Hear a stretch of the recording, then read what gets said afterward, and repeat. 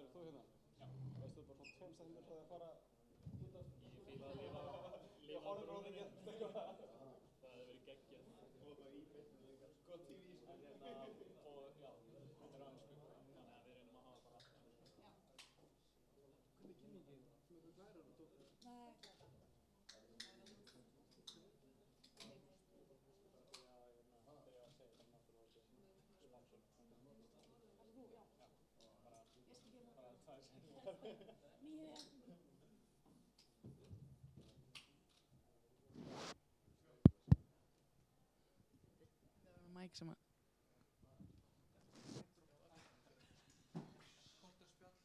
All right, so welcome everybody to today's Innovation Noon.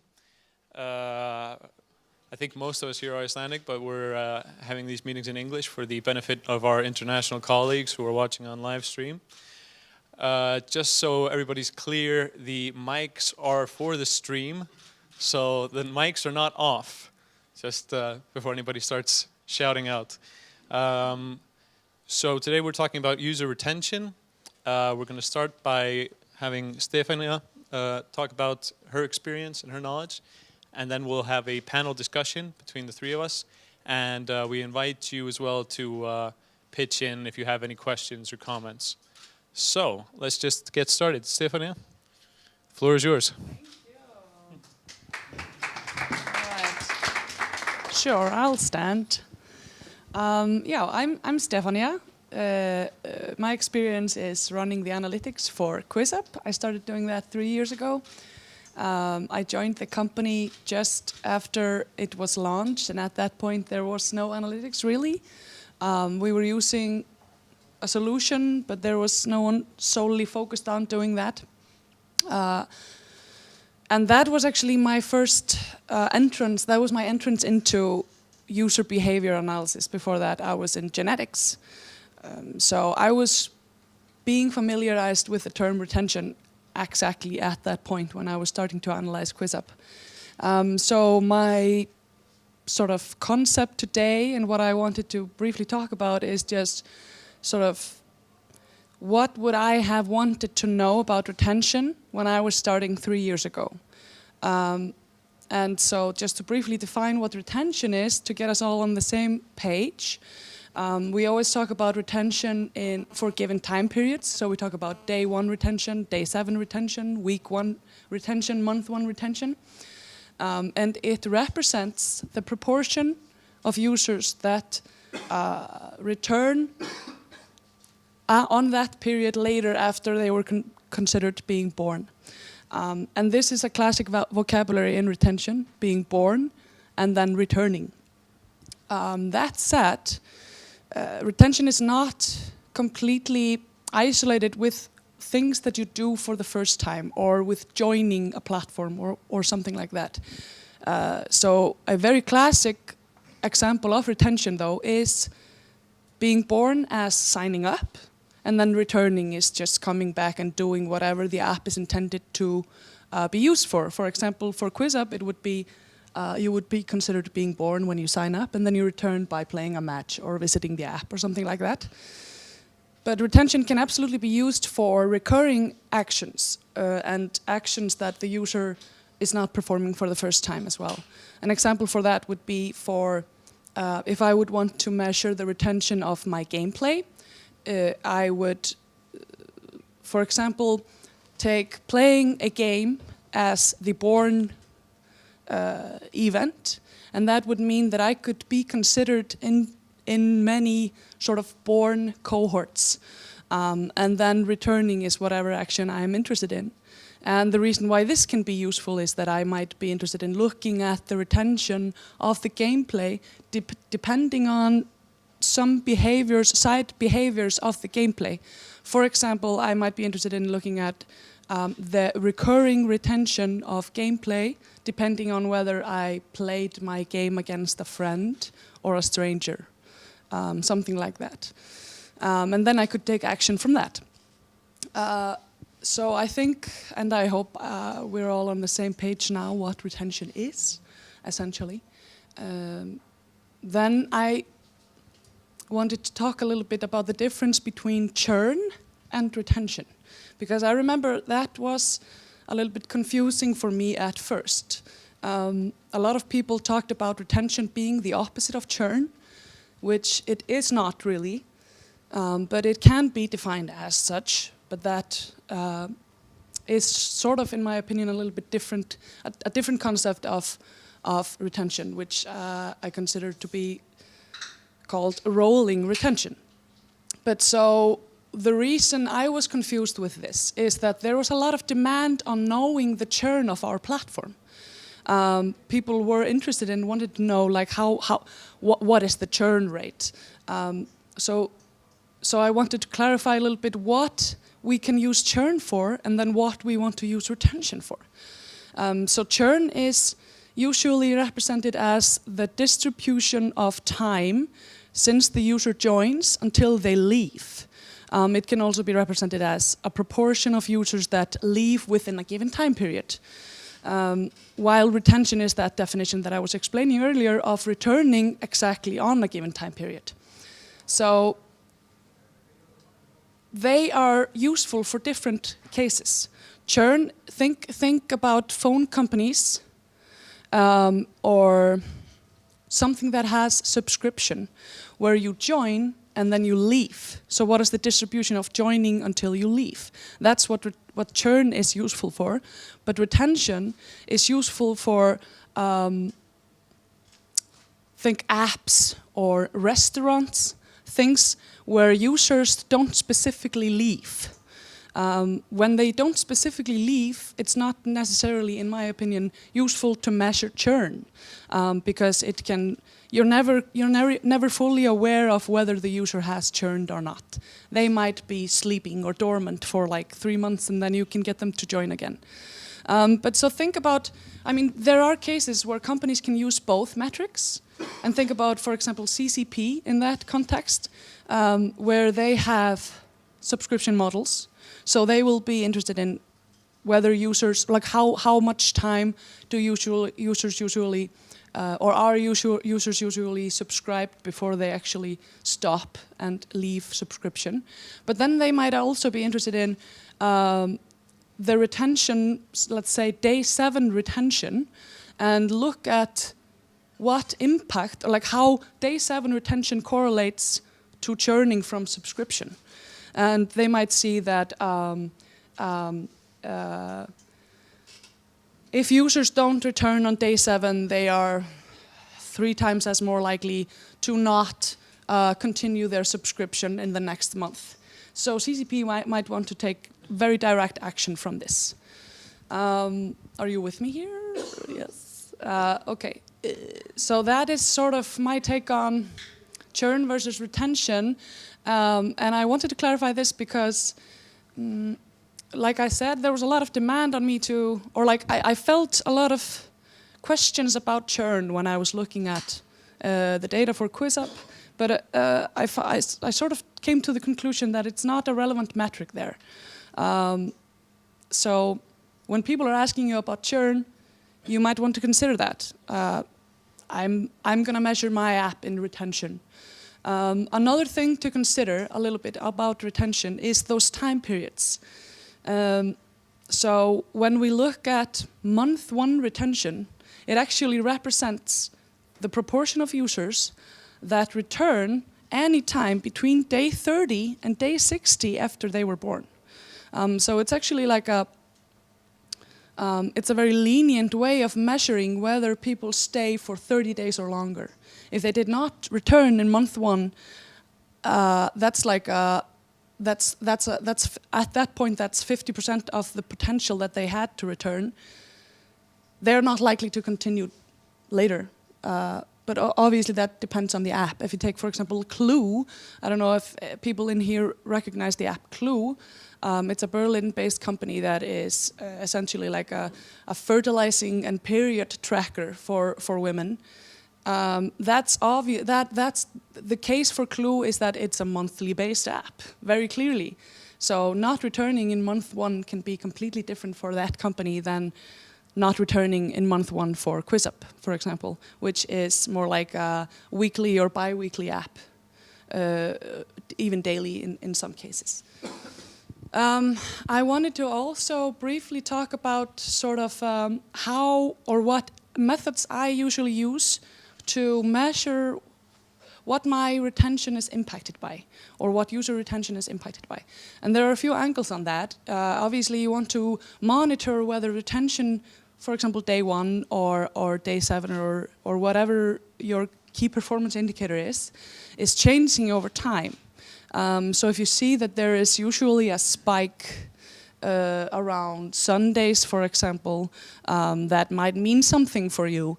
In our case, there was usually a drop on Sundays, and the peak retention was in the midweek. And we deducted from that on Sundays we have like a lot of people browsing the App Store and they try to download the app, but they are not as dedicated as the people that go on a Tuesday and actually search for QuizUp and download it. So that was like a seasonal within weeks trend for us. But another example might be that, an example for QuizUp is that we saw in a lot of YouTube videos happening in Brazil, for example, in South America, where people were presenting the app for new users and pitching it, and those were usually really good users. So what we saw is suddenly we might have seen like a huge spike in retention. We were like, what's happening here? Why are we suddenly getting so many good users? And so what we did to dig into that is that we segment the born cohort, which in this case was signing up, all users that signed up on that given period. We segmented that by the country that they signed up in and the language that they played QuizUp on. And we use that, that's how you can dig yourself into what exactly is the impact of the time change of the retention, is just taking that born cohort is the vocabulary that we use for that, and just looking at what attributes that cohort has, and looking at the retention between those different attributes. So that's one way of looking at the impact of retention. That's like, so what's the difference between time? But then there are other examples which are just, for example, for QuizUp, we saw a major difference in whether users were social early on, or whether they were only game players, or whether they were both. And so we actually did something that's called, and this is a little bit technical maybe, we did a random forest analysis indicating, and where we indexed all the things that the user did on day 1, and we could prioritize what it was that actually impacted their day 1 retention.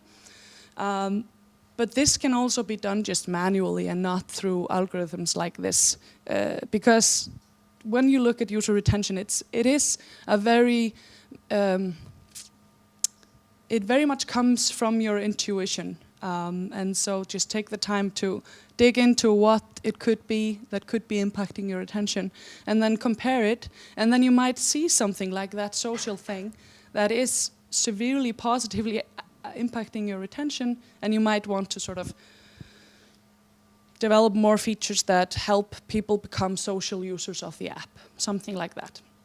So that's one way of doing that. And then there's that third angle, which is A/B testing.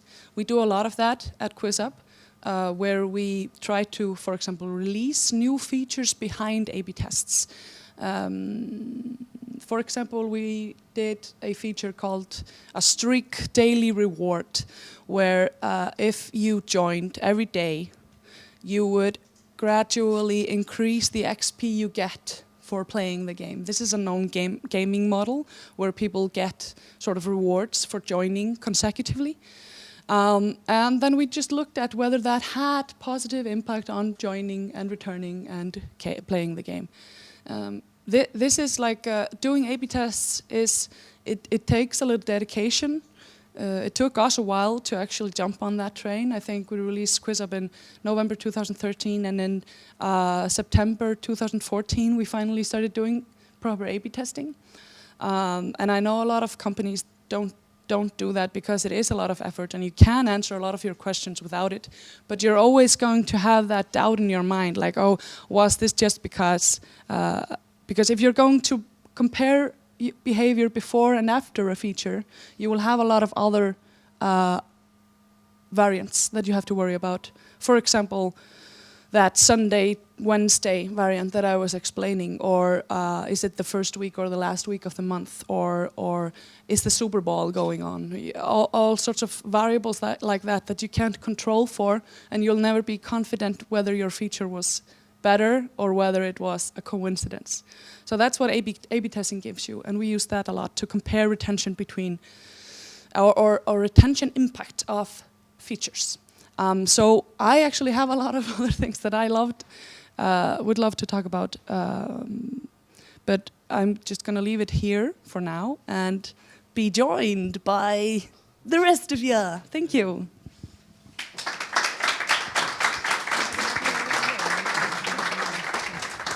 Thank you very much, Stefanía.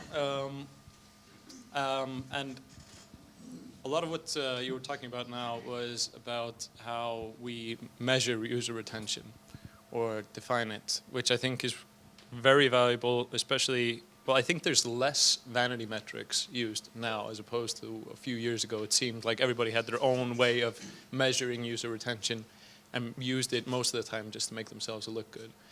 But I wonder what your guys' thoughts are on what features best support retention. Now that we've talked a bit about how we measure it and how we define it, what is it that actually makes customers come back for more? Mm-hmm. Should I start? Sure. I think it's looking for features that increase retention is very, very likely to be a trap for product people and founders in most cases. I think there are incremental things you can do and change in an app to increase retention, and so it's worth having a look at that. But I think the first question is what are we fundamentally trying to build? And I think at QuizUp, I don't know if you agree with this, but for a long time we were kind of trying to fundamentally shift it, so not add features, but just try to fundamentally change the app into a more into an app that would retain users for a longer time, and that was a shift from a game into a social experience. That's extremely, extremely difficult, and that was my experience at QuizUp at least, and it's a crazy effort to fundamentally change something like that. So maybe an even better discussion to have is what are we fundamentally building? Is this a game where we can expect people to show this behavior and then work around that fact? Or have we actually failed if we don't fundamentally build a product that has great retention? So my answer is basically taking 2 steps back and trying to answer other questions. So I don't know what features, it's very, very dependent on the company, what kind of features would assist with increasing retention. That's my kind of take on that question. Yes, I think that's a very insightful answer, and I agree with that. There is no magic solution to retention. That completely depends on what you're building, and like I was mentioning earlier, you cannot have a global. It's very often that industry standards are day 1, day 7, day 14, and day 30 retention. That's completely irrelevant for example, Clue, the app that I was speaking of earlier, where it's an obvious monthly usage app. So using those industry standards was very hard for me also, because I thought it so often did not make sense. And to me, I thought it was so ridiculous to talk about the users that returned exactly on day 7. What is that? Obviously, it's an indicator, but that's it. I mean, you can definitely, for example, not talk about that the users have churned if they did not return on day 7. So I agree with Jökull, there's no magic solution, but obviously there are tricks like engagement tools, and there are a lot of researchers in engagement tooling with both email and push notifications that are worth looking into, and companies like Lean Plum, Optimizely, Swerve, AppBoy, they all specialize in releasing reports on this. So some of their methods might very well work for a lot of instances. But definitely finding the value proposition of the user is what you need to do if you're going to maintain the users. Yeah, I think like if you're not happy with the fundamentals and you're on like month 12 of your company, a trick isn't going to fix anything, Yeah. right? So. Yeah. Well, of course, I think for a lot of different sort of businesses, a lot of different strategies would be needed. And I'm looking out into the room now, and I'm seeing like at least one company, which is a media company. A media company. And one wonders how they could, if we take them as a hypothetical example, how they could, really get to their customers. Because one thing that you see or you hear a lot of spoken about now, as I guess sort of the golden eggs of like what user retention is all about, is either community or content. Is that's what people come back for again and again. But it seems to me, for a lot of people, you can really either have one or the other. You can't have good content and a good community. Because if I take, for example, a community-driven site like Reddit, if there's any sort of effort to steer the content, like if somebody's moderated for posting a bunch of pics of Hitler, they cry foul, as though their human rights have been violated. Mm-hmm. But that's all about how, as soon as you've started a community, it takes on a life of its own. Mm-hmm. And they have their own ideas about how this product is supposed to develop.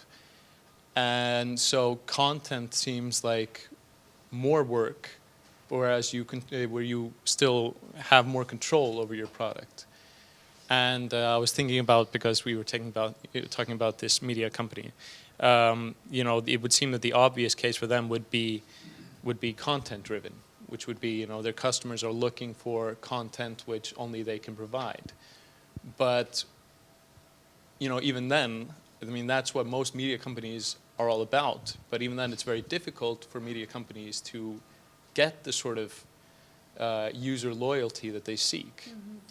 So what are your thoughts on, that sort of choice? I think it's interesting, just because you're mentioning this, I want to mention Kjarnin's effort, which is an Icelandic news site, I want to call it, or just like they monitor the Icelandic society in a great way.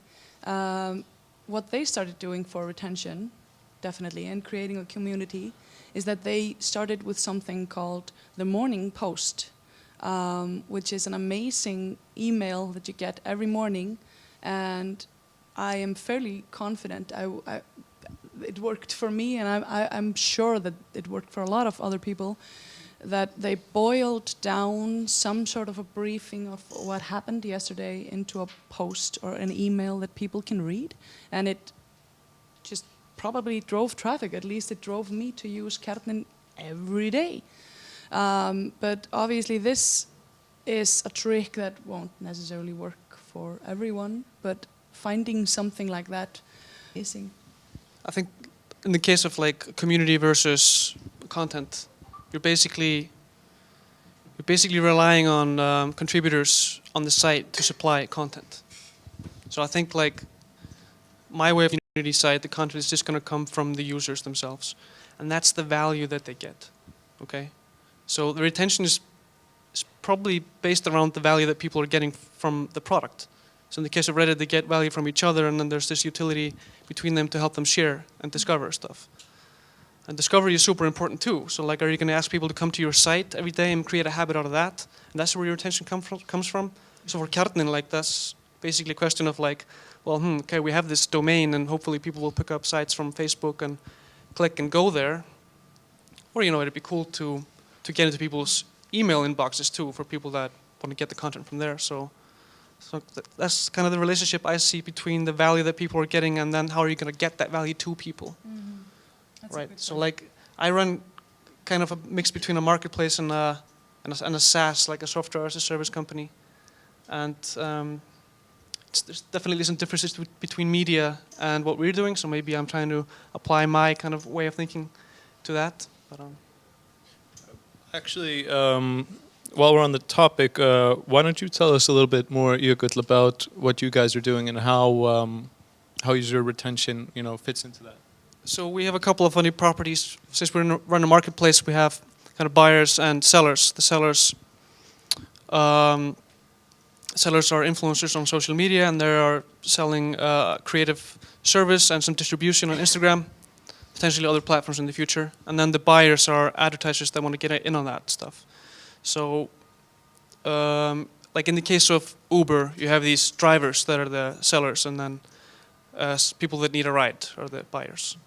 And those transactions are kind of like one-off, like I need a ride, and then they're going to pair you up with the driver. But for us, we get the person that needs a ride, the advertiser. They need help from a bunch of influencers. So we kind of dress it up as a software, as a platform service on that end, and we sell clients into our marketplace like in big chunks at a time. So we ask them for like big budgets, and we tell them we're going to find a bunch of cool influencers for you, and you're going to get a bunch of cool images from that. So that's how we price it. So yeah, just keep that in mind when I'm explaining this stuff to you. Like there's a lot of differences between that and QuizUp and then a media company. But I think like the value that you're trying to provide is what controls the retention and how good you are at bringing that value back again and again. You might need salespeople to give the promise of value, and that's where you land the sale. And that's where you need to be careful not to celebrate too much, because then at that point you need to prove that you're going to deliver on those promises. Because if you do, then the person is going to come back with a little bit of help. Maybe you need to engage them again, maybe to ask them, how did that go? Are you happy with the stuff that we provided? Do you want to come back? And then if you get a yes, then that's retention. So don't confuse the sale and like the promise and someone saying, yeah, I believe your promise, with you actually delivering on that and being able to do it again and again. And that's what we're kind of, to be honest, we're kind of struggling with that. Like we have a very exciting product, everyone wants to be on, like try out influencer marketing, but then we need to really right now we're at a stage with the startup where we're like trying to prove like, okay, it's exciting, but can we deliver it on that again and again? And we have some customers that totally buy into it, they see value from it. But and I could elaborate. Like stats is really hard for us. Like proving to them with data that they're actually getting value is hard when you can't click links on Instagram. But yeah, so I would say like this is a big challenge for us, retention. And I'm at that stage right now in the company where we're trying to like really dig down, like what can we expect from the retention? And we tried subscriptions even. We tried to do like sell people on like more than, hey, do you want to try this out? And like, hey, do you want to be locked for like 6 months and like do this continually month after month after month, an X budget? And that didn't really work out, and I could dig deeper into that if you guys want. Yes, actually, I don't know if it's just me, but well, actually, let's pause for a moment and let's see if anybody has any questions before we continue. Don't be shy. Haraldur? Yeah, I was wondering, you talked about churn before. Oh yeah, actually, this is just. Okay. Yeah. Hi.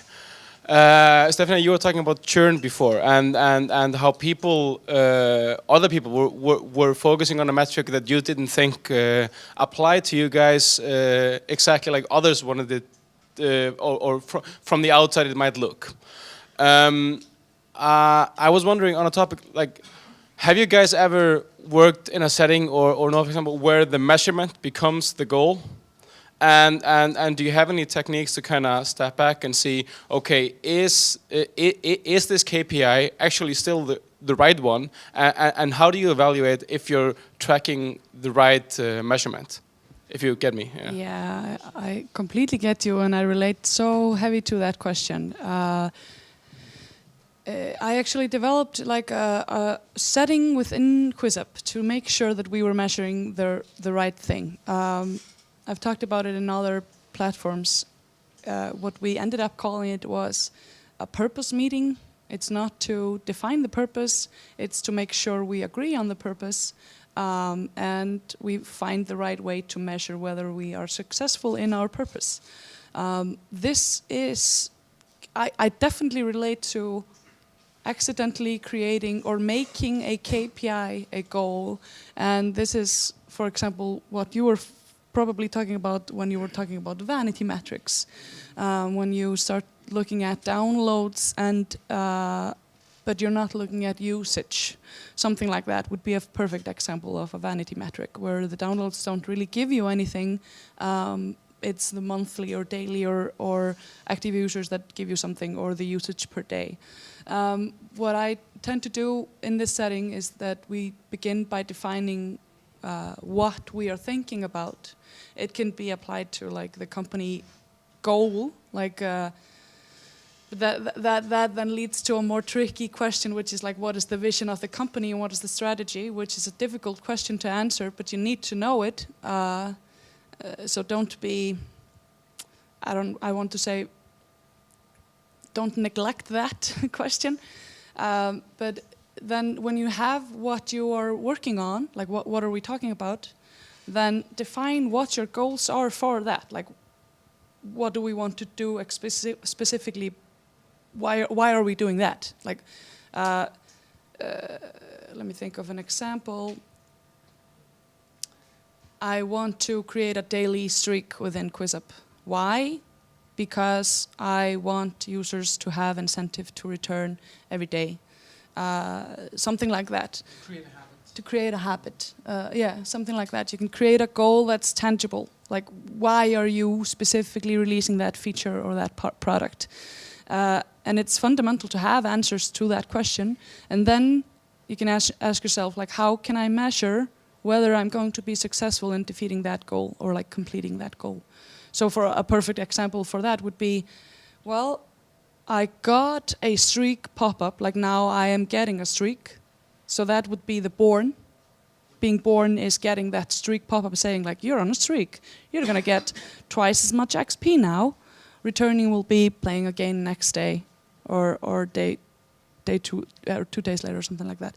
I find that to be a really good tool in questioning whether we're using the right goals.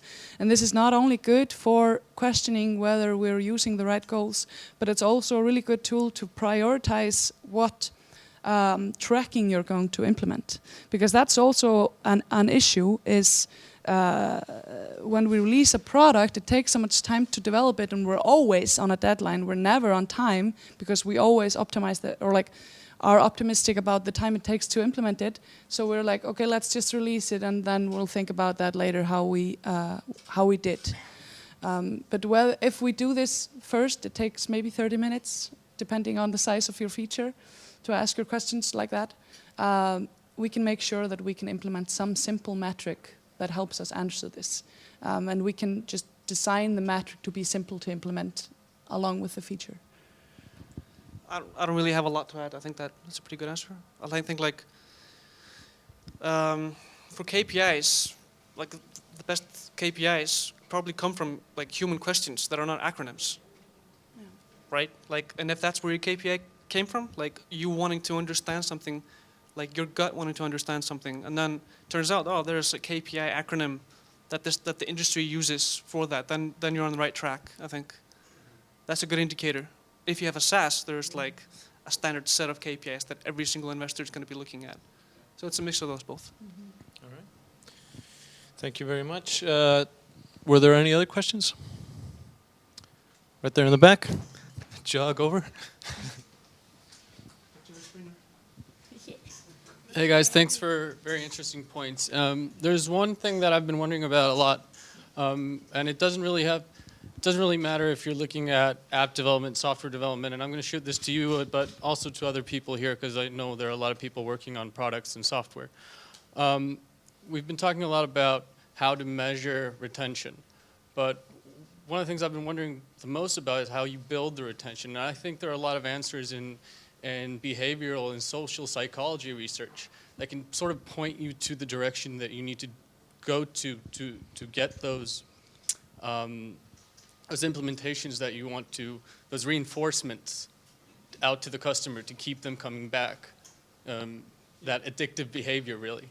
Have you taken any look at this research or taken it into question when you develop these products? I'm glad you mentioned this. I have some things. Would you want to start? Are you good? What I was going to mention also a little bit is the importance of user testing. which I think relates a little bit to what you're saying, is being connected to the customer not only as a metric but as a person and getting their insights.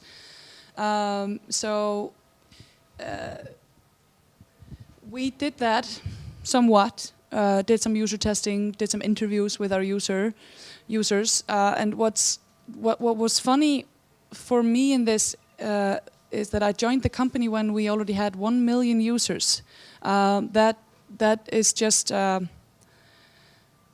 mindset was already not thinking about individuals but a user base, which is a really dangerous mindset to be in. So we migrated over to a process where we were trying to map out user personas, and we actually interviewed a few people to understand like what incentive does a different set of users have to use the product. So I would want to say that QuizUp, or what we did with the data science at QuizUp, was a mix of qualitative and quantitative research. Qualitative being where you can't necessarily put a metric on the results. You can't necessarily have a significance value and saying like, okay, this is definitely, we see this. But we can have indicators that help us then measure it in another way or something like that. Yeah, that was what I wanted to say about that. Does that make sense? Like on the topic of psychology, that's kind of what you're asking about, right? Yeah, if that's something that you take into question when you start to develop features. Yeah, I'm like, you might have picked it up earlier. Like that's not my kind of school of thought. Like you need to have the fundamentals right to get to like the retention is the outcome of like the fundamental product that you're serving. Okay, and like for toothpaste, like Colgate or whoever came up with toothpaste, like they came up with that product by putting out ads like lick your teeth, and if you feel that there are bacteria on it, that's when you need to brush. So they create like a point in time where people kind of are triggered to use that product. And like for us, Takumi is like a really, really good product to get extremely creative assets. So like in my mind, I'm thinking like, well, Facebook is really hungry for ads, like imagery, more than Google and many other platforms. So and like when you put up a new ad, the click-through rate goes down for that particular creative, and they need to switch it out. So that might be like a pain point for me to tackle, to create a habit out of like coming back to us for that value. See how I'm getting like at the fundamentals of the product more than like, retention is not that good. What can we do about it? I happen to disagree with you on your own product a little bit, because you actually hit on something that is fundamental in trust research on where people trust their information. And you've actually gone into a space where personal voices have a lot more value to people than companies do or typical advertising.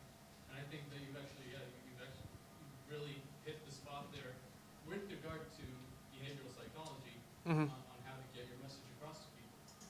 And that's sort of what I was going for here. Is it something that you think of before you even start?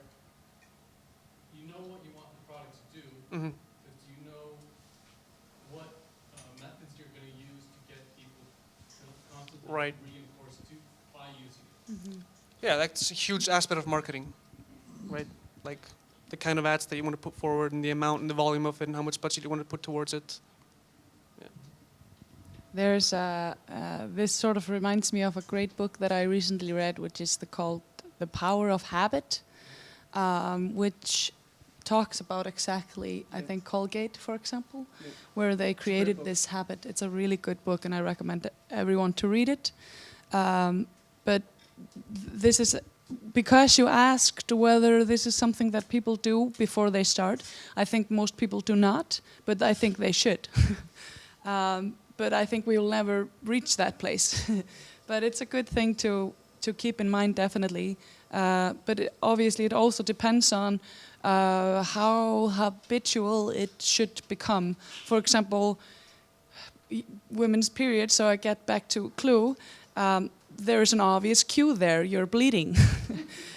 So that's the cue for that habit. And in that book, he talks about habits being, you get a cue, then you have a routine, and then you have a reward. And for Colgate, that was, they added, I think it was Colgate, the original company that did that. They added that mental flavor. So your reward for brushing your teeth is the tingling sensation of feeling clean, even though it does not impact at all the cleaning of your teeth. So that's how they created that habit.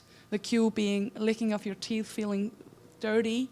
The routine being brushing your teeth using Colgate. The reward being mental, the mental flavor that makes you feel clean, which you don't get from products that don't make you feel that, so you don't have the reward directly. So that was their marketing win. So finding that is obviously beneficial. It's not easy though. All right, it's very interesting insights, and I think this factor in specifically is also, its importance is often overlooked, because especially in marketing, and maybe most specifically to me as a millennial, it's such a fine line that companies have to tread between actually connecting to their customer base and alienating them completely. And I'm going to go out on a limb here and punch way above my weight by criticizing Snapchat for this. Most specifically, Snapchat's sort of attempt at gamification by having those little emojis by the name of people you've been Snapchatting. And as soon as I saw that, just from my personal experience, I felt like Snapchat was run by my mom. She was like trying to get through to me by sending me emojis, which I didn't even know what meant. Like, what does a flame next to a name mean, as opposed to like a heart, and stuff like that. And there was no real need there, and they were trying to make something interesting. And I might be wrong. It could have been like a huge success with a completely different demographic. But you can't fake a true understanding of who your customer group is and what their needs actually are, as opposed to what you've read about them on Medium or wherever. I'm sorry. This is just such an interesting point about the emojis, because there are two things I want to mention here. First of all, like Snapchat, I think their numbers is something like 60% of teens, probably more than millennials, use Snapchat every day in the US, which is freaking crazy. It's just amazing. So they're doing something that works, and that's probably that unedited, reducing the problem that teens and millennials have now, which is like the feedback generation. They have to do everything perfectly because they have to have feedback on what they do. They're used to Instagram and Facebook and likes and all that. So it reduces that problem a little bit. Instead, what you have is how many people saw your story, though. So like it's still a feedback platform. But this is so interesting also in the context of recent research from a messaging and engagement platform called AppBoy, which saw something like, I don't remember the numbers exactly, but something like 50-60% increased engagement in emails if the subject contained an emoji. It's like, what? What are you talking about? But so that worked. I don't think Snapchat was trying to do that. They were trying to do something else, and I didn't understand the emojis either. But talking to my siblings, which are 18, and when they look at my history and they see the relationship I have with someone, they're like, what? Oh my God. And they completely understand it and they relate to it, and it's like a judgment way for them. Like they can judge relationships based on this. So that's really interesting. I feel a million years old now. I know, right? Yeah. Like this is where we go on a tangent and talk about Snapchat for 30 minutes. But like, Evan Spiegel is 26 years old. I think he's the most exciting and best product person out there right now. I'm a huge fan of the emojis, but I have nothing else to add. Yeah, okay. So that's all. It was just, you're a fan of the emojis. I communicate almost solely in emojis. Well, to each his own. I think we have time for one last question. If we have any takers, let's see.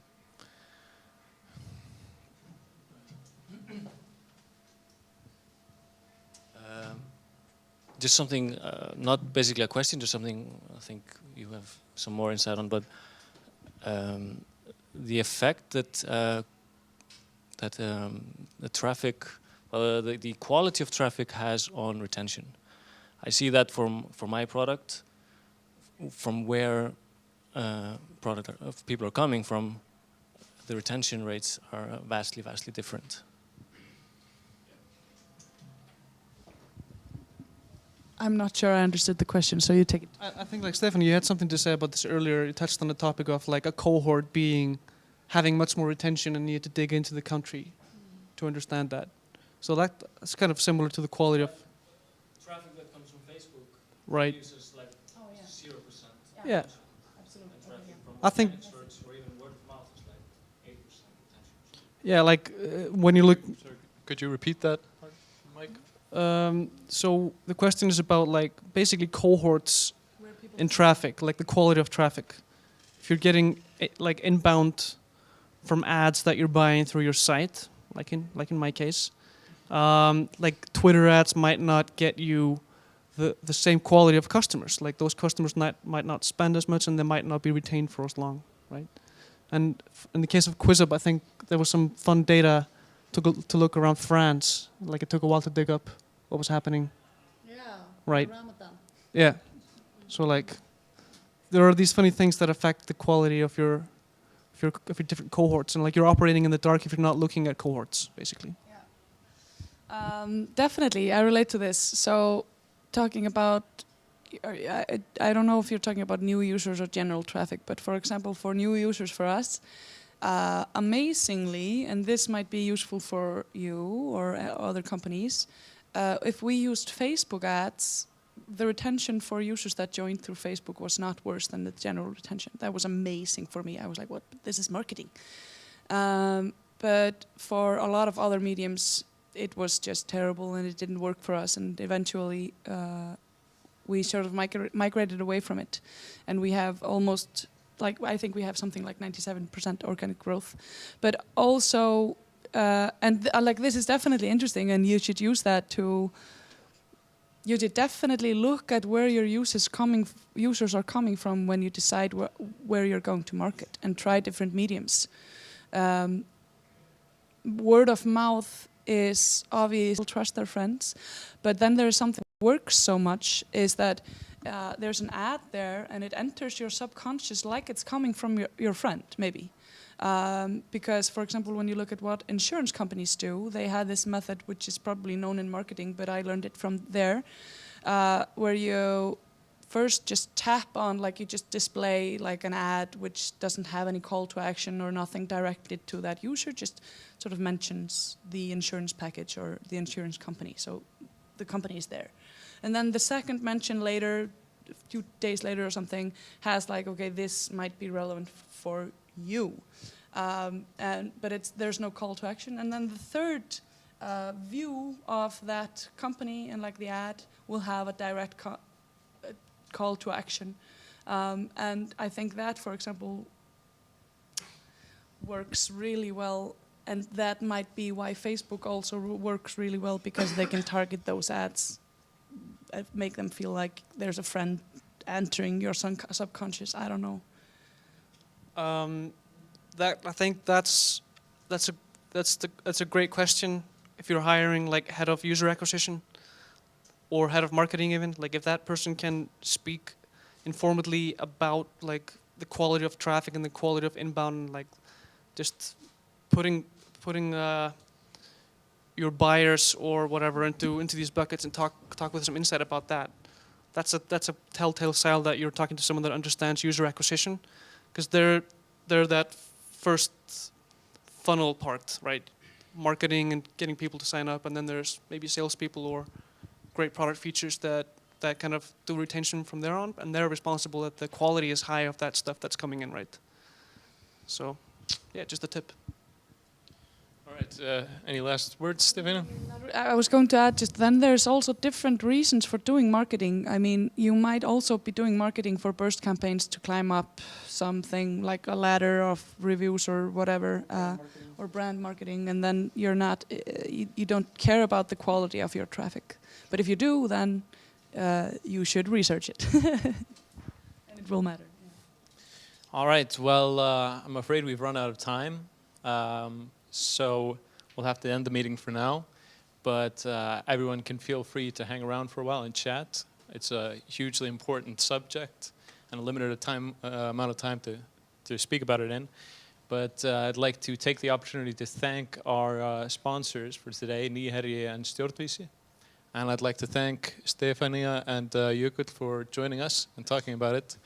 And you all for showing up. So thanks a lot, and we'll see you around. Yeah.